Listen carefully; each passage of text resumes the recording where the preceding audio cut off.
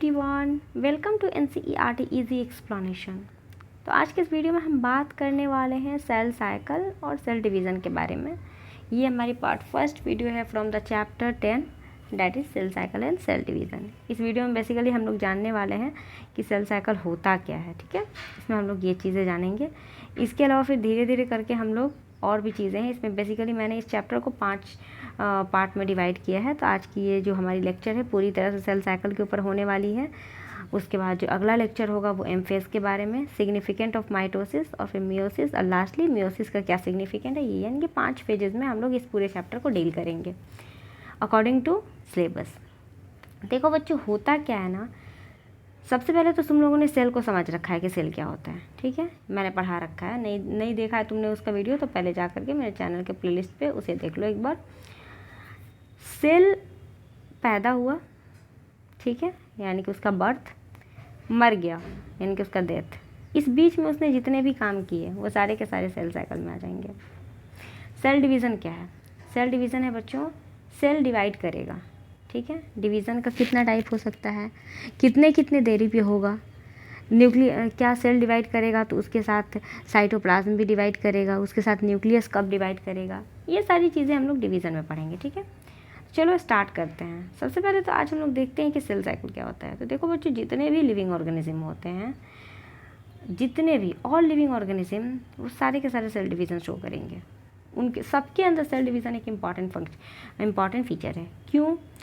Cell division हो सकता है कि कोई एनिमल अपना ग्रोथ करने के लिए सेल को डिवाइड कर रहा है, हो सकता है it may be growth factor, या फिर ये भी हो सकता है कि उसको रिप्रोडक्शन करना हो। फॉर एग्ज़ाम्पल, अगर मान लो कोई एक ही सेल का एनिमल है, ठीक है, वो एक सेल का है तो वो डिवाइड करेगा तो 2 हो गया।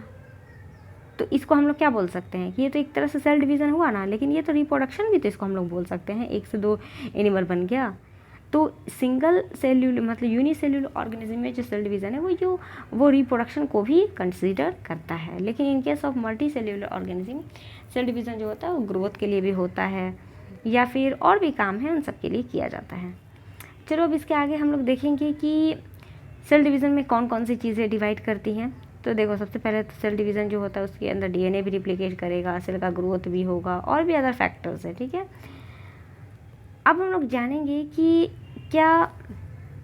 कितने इसके डिवीज़न के जो फेजेस हैं वो कितने फेजेस में हो सकता है। मतलब ये हुआ कि phases of the cell cycle के 2 फेजेस होते हैं बेसिकली। इंटरफेज होगा पहला, और दूसरा होता है एम फेज। एम फेज को बच्चों हम लोग माइटोसिस फेज भी बोलते हैं, ठीक है। M stand for mitosis, okay. अब देखो, इंटरफेज कौन सा फेज है? बेसिकली सबसे बड़ा फेज यही होता है। इंटरफेज जो होता है सबसे बड़ा फेज होता है। जो एम फेज है वो थोड़ा छोटा होता है। छोटा का मतलब यहाँ पे देखो, तुमने डायग्राम में क्लियरली दिखा हुआ है, दिस इज़ एम फेज, जो कि देखो बहुत ही कम है। और ये टोटल जो है ये हमारा इंटरफेज में आ जाएगा। इंटरफेज में बच्चों 3 चीज़ें आती हैं। This one is G1, this one is S phase, and this is G2 phase, ठीक है। 3 फेजेस आते हैं। एक और फेज़ होता है जिसको हम लोग G0 फेज़ बोलते हैं, वो भी हमारा इंटरफेज का ही पार्ट है, ठीक है। आगे चल के हम लोग देखेंगे कि G0 फेज़ का क्या काम होता है, इसमें कौन से चेंजेस आते हैं, ठीक है। और जहाँ तक एम फेज़ की बात है तो this is mitosis phase, also called mitosis. M stand for mitosis. तो इसमें कौन कौन सी चीज़ें आएंगी? तो प्रोफेज, मेटाफेज, एनाफेज, टीलोफेज और cytokinesis. This all include M phase, okay. अब देखो, यहाँ पे कुछ एग्जांपल्स दिए हुए हैं। फॉर एग्जांपल है कि कुछ सेल्स जो होते हैं, जो टिपिकल यूकैरियोटिक सेल होता है, जो कि ह्यूमन में भी होता है, ये डिवाइड करता है 24 आवर में, ठीक है। और कुछ ऐसे भी एनिमल हैं जैसे कि ईस्ट हो गया, उसमें क्या होता है कि 90 मिनट में एक बार सेल का डिवीज़न होता है, सेल साइकिल कंप्लीट होता है। तो देखो, yeast for example can progress through the cell cycle in only about 90 minute, ठीक है। तो 2 चीज़ें, वही फेजेस वगैरह लिखा हुआ है।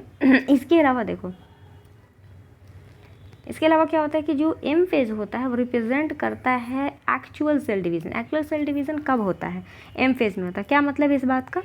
इस बात का मतलब ये हुआ कि देखो बच्चों, यही है ना हमारा एम फेज। एम फेज में कौन कौन सी चीज़ें आ गई? प्रोफेज, मेटाफेज, एनाफेज और टीलोफेज। ये बेसिकली प्रोफेज में क्या होता है ना कि ये जितनी भी चीज़ें तुम देख रहे हो बेसिकली सेल का डिवीज़न यहीं पे होता है, ठीक है। मेटाफेज, इसमें जो इस प्रोफेज जो है इसमें क्रोमोसोम आपको दिखने लगेगा, ठीक है। ये मान लो क्रोमोसोम है तो ये दिखने लगेगा। मेटाफेज में क्या होगा कि सेल है, फॉर एग्जांपल ये सेल है, सेल का जो बीच में एकदम इक्वेटर पे ये आ जाएगा। एनाफेज में क्या होता है कि सेल अब ये स्प्लिट करने लगता है, क्रोमोसोम स्प्लिट करने लगता है, ठीक है। और टीलोफेज में क्या होता है कि फाइनली 2 सेल इस तरह से बन जाता है। तो बेसिकली अगर देखा जाए तो जितना भी सेल साइकिल है, सेल साइकिल का सबसे इंपॉर्टेंट फेज है वो एम फेज ही है, ठीक है। वही बात यहाँ पे देखो, एक बार टेक्स्ट को भी हम लोग देख लेंगे, कुछ छूटना नहीं चाहिए। The M phase represent the phase when the actual cell division for mitosis occurs and interphase represent phase between 2 successive M phase, यानी कि 2 एम फेज के बीच का जो, जाहिर सी बात है 2 एम फेज है, दोनों के बीच का जो फेज रहेगा वो इंटरफेज कहलाएगा।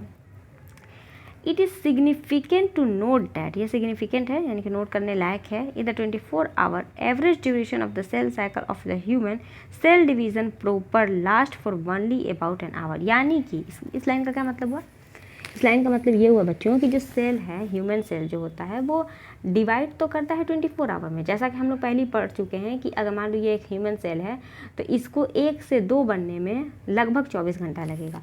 लेकिन इसमें हम लोग को पहले से पता है कि 2 फेजेस होती हैं, this one is M phase and this one is interphase.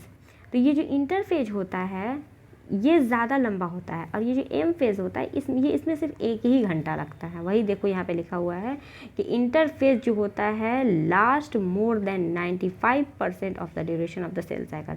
95% जो होता है वो इंटरफेज का रहता है और जो 5% है वो हमारा एम फेज का रहता है, ठीक है। क्लियर हो गया होगा। अब देखो जो एम फेज होता है वह स्टार्ट होता है विद द न्यूक्लियर डिवीज़न, ठीक है। अभी वही मैंने बात अभी समझाया था कि क्रोमोसोम प्रोफेज में आकर के इस तरह से सामने लगता है, फिर मेटाफेज में पूरी तरह से लाइन हो जाता है। तो वही चीज़ है, ये सारी चीज़ें कहाँ हो रही हैं, न्यूक्लियस के पास हो रही हैं।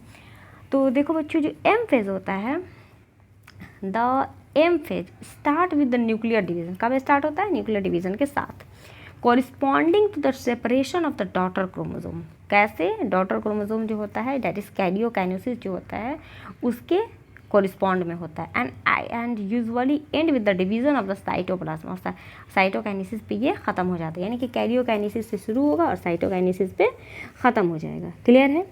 द इंटरफेज जिसको हम लोग रेस्टिंग फेज बोलते हैं, देखो यहाँ पे इंटरफेज को क्या बोला गया है, द इंटरफेज था कॉल्ड द रेस्टिंग फेज, इसको हम लोग रेस्टिंग फेज बोलते हैं। Is the time during which the cell is preparing for the division by the undergoing both cell growth and the cell replication. ये इंटरफेज, जैसे कि for example मान लो कि तुम 11th में हो, ठीक है। तो 11th में तुम्हारे पास मान लो एग्ज़ाम तुम्हारा होना है 12 महीने के बाद, ठीक है। तो एग्ज़ाम का तैयारी जिस महीने में, मान लो कि एग्ज़ाम तुम्हारा चला 1 महीने का, ठीक है। तो उस 11 महीना तुमने पढ़ाई किया और 1 महीना तुमने एग्ज़ाम में बिताया। तो जो तुम्हारा 11 महीना होगा वो तुम्हारा इंटरफेज हो जाएगा, क्योंकि उसमें तुमने तैयारी किया एग्ज़ाम देने का। लेकिन जो 1 महीना तुम्हारा बचा, एक्चुअल काम कब हुआ, 1 महीने में। अगर मान लो कि तुमने साल भर तैयारी किया और तुम 1 महीने के लिए गायब हो गए, एग्ज़ाम तुमने दिया ही नहीं, तो क्या तुम्हारा क्लास बढ़ेगा आगे? नहीं बढ़ेगा, तुम वहीं रह जाओगे। सेम उसी तरह जो सेल होता है इसमें 95% जो है वो हमारा इंटरफेज में है। तो इस इंटरफेज में क्या करता है कि सेल खुद को तैयार करता है, सेल ग्रोथ होता है, डीएनए रिप्लिकेशन, यानी कि सेल साइकिल के लिए इस खुद को तैयार करने का जो काम है वो इसमें होता है। और जो लास्ट का 1 घंटा बचेगा तो उसमें क्या करता है कि ये डिवाइड करता है, ठीक है। तो ये आई होप समझ में आ गया होगा। इसके बाद देखो वही चीज़ मैंने जो पहले बताया था कि इंटरफेज में 3 चीज़ें आती हैं। Interphase is divided into 3 further phases. कौन कौन? G1 जिसको हम लोग गैप 1 फेज बोलते हैं, और S फेज जिसको हम लोग सिंथेसिस फेज बोलते हैं, और G2 जिसको हम लोग गैप 2 फेज बोलते हैं, ठीक है। S फेज के बारे में इंपॉर्टेंट बात ये है कि S फेज में ही DNA का रिप्लिकेशन होता है, ठीक है। अब देखो तीनों के बारे में एक एक लाइन इंपॉर्टेंट देख लेते हैं कि G1 phase correspond to the interval. G1 phase कौन सा फेज है भाई? तो ये वो इंटरवल है जो कि पाया जाता है बिटवीन माइटोसिस यानी कि M phase and initiation of the DNA replication. क्या मतलब है इस लाइन का? देखो पहले इसको समझो। जीवन यहाँ पे है, तो जीवन कब स्टार्ट हुआ? एम फेज़ के बाद।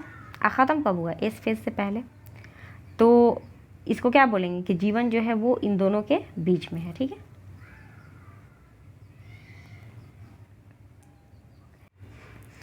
अब देखो जीवन कहाँ पे है भाई, तो जीवन जो होता है वो दोनों के बीच में हो गया। इसके बाद अब देखो जीवन के आगे हम लोग बात करेंगे कि एस फेज़, ठीक है। During G one phase the cell is metabolically active, ये इंपॉर्टेंट पॉइंट है। जीवन फेज में क्या होता है, तो सेल जो होता है वो मेटाबॉलिकली एक्टिव होता है एंड कंटिन्यूअसली ग्रो करता है, और ग्रोथ इसमें होता है, लेकिन डीएनए का रेप्लिकेशन नहीं होता है, यानी कि डीएनए का रेप्लिकेशन जीवन में नहीं होता है। Clear cut.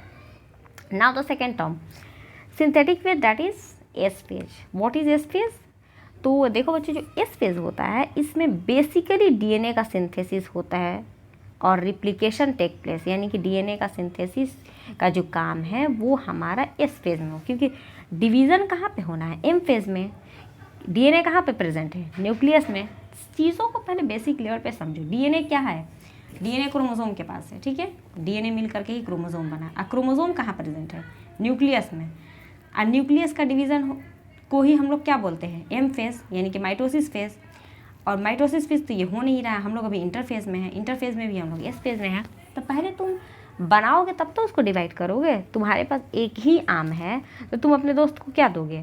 तो पहले तुमको 2 आम खरीदना पड़ेगा ना, तो 2 आम ये खरीद रहा है, ठीक है। तो देखो डीएनए का हो जाएगा सिंथेसिस एंड रेप्लिकेशन, और इसके बाद during this time amount of DNA पर सेल जो होता है वो डबल हो जाता है। ऑफ कोर्स डबल होगा। मान लो कि अगर ये एक सेल है, इसके अंदर शुरू में 2C था डीएनए का अमाउंट, तो ये जो हमारा ये इस फेज के बाद इसी सेल के अंदर ये 4C बन जाएगा, यानी कि अमाउंट जो होता है वो डबल हो जाता है। क्रोमोसोम का नंबर नहीं बदलता बच्चों, बी क्लियर। क्रोमोसोम का नंबर जो था वही रहेगा, वो चेंज नहीं करेगा। वही चीज़ देखो यहाँ पे मेंशन किया हुआ है कि if the initial amount of the DNA is denoted as 2C, then it increase to 4C, ठीक है। However, there is no increase the chromosome number, chromosome का नंबर नहीं बदलता है बच्चों, ये याद रखना, क्योंकि यहीं पे क्वेश्चन जो की पॉइंट, जो इस पैराग्राफ का जो की पॉइंट है वो यही है कि क्या इस फेज में डीएनए का नंबर भी, सॉरी क्रोमोसोम का नंबर भी चेंज होता है? नहीं, क्रोमोसोम का नंबर चेंज नहीं होता, बल्कि अमाउंट ऑफ डीएनए इंक्रीज कर जाता है। If the cell had diploid, अगर मान लो सेल डिप्लॉयड है जीवन में, तो एस के बाद भी the chromosome number remain the same, यानी कि वो 2n ही रहेगा, वो चेंज नहीं करेगा, ठीक है। इसके बाद देखो एक इन एनिमल सेल में क्या होता है कि ड्यूरिंग एस फेज जो डीएनए रिप्लिकेशन बिगिंस होता है न्यूक्लियस में, और सेंट्रियोल का रिप्लिकेशन होता है साइटोप्लाज्म में। इंपॉर्टेंट पॉइंट बस इतना है, इतना बस याद रखो कि S1 में न्यूक्लियस के अंदर डीएनए का रिप्लिकेशन होता है, क्लियर, और साइटोप्लाज्म के अंदर सेंट्रियोल का रिप्लिकेशन यानी कि डबल होता है, clear. During the G2 phase में क्या होता है, तो प्रोटीन का सिंथेसिस होता है फॉर द माइटोसिस, जबकि और सेल ग्रोथ के लिए, ठीक है। इसमें G2 में ये हो जाएगा। इसके बाद क्या होता है, एक मैंने अभी बताया था G0 फेज। G0 फेज क्या है बच्चों, तो यहाँ पे देख लेते पहले। सम सेल्स, कुछ सेल, हाँ एक बात ख्याल रखना, सारे सेल डिवाइड नहीं करते हैं, सारे सेल के अंदर डिवीज़न नहीं होता है। कौन कौन से सेल्स हैं जहाँ पे नहीं होता है, तो कुछ एग्जांपल्स है कि some cells in the adult human, कुछ एडल्ट ह्यूमन के अंदर, एडल्ट एनिमल के अंदर don't appear to exhibit cell division नहीं करता है। जैसे कि हार्ट सेल है, अगर मान लो कोई इंसान है, उसका हार्ट का सेल ख़त्म हो गया, मान लो उसमें से 10 सेल ख़राब हो गया है, तो अगर वो बंदा ये सोच रहा है कि उसका हार्ट का सेल फिर से बन जाएगा, तो ऐसा नहीं होगा, क्योंकि यहाँ पे देखो क्या लिखा हुआ है कि some cells in adult animal don't appear to exhibit division नहीं करता है। Example heart cell and many other cell, बहुत सारे ऐसे भी सेल होते हैं, divide only occasionally as needed to replace cells that have been lost because of injury or cell death। यानी कि इस लाइन का मतलब ये हुआ कि कुछ सेल, जैसे कि हमारा हार्ट सेल है, वो डिवाइड नहीं करेगा। दूसरा कंडीशन ये है कि कुछ सेल हैं जो कि डिवाइड तो करते हैं लेकिन ओकेजनली डिवाइड करते हैं, वो हर वक्त डिवाइड नहीं करेंगे, ठीक है। तो ये एक भी कंडीशन ये भी याद रखना। This cells don't divide further exit G one phase to enter an inactive stage, जिसको हम लोग क्वाइसेंट स्टेज बोलते हैं, जिसको जी नॉट फेज बोलते हैं। और cell in this stage remain metabolically active. देखो बच्चों, this one is key point कि क्या जी नॉट फेज में सेल मर जाता है, क्या वो मेटाबॉलिकली एक्टिव रहता है, क्या मेटाबॉलिकली इनएक्टिव रहता है, या इनमें से कोई नहीं। तो जी नॉट फेज में सेल जो होता है वो मेटाबॉलिकली एक्टिव रहता है। Clear? But no longer proliferate unless called on to do so. ठीक है, वो वहीं पे स्टोर रहता है।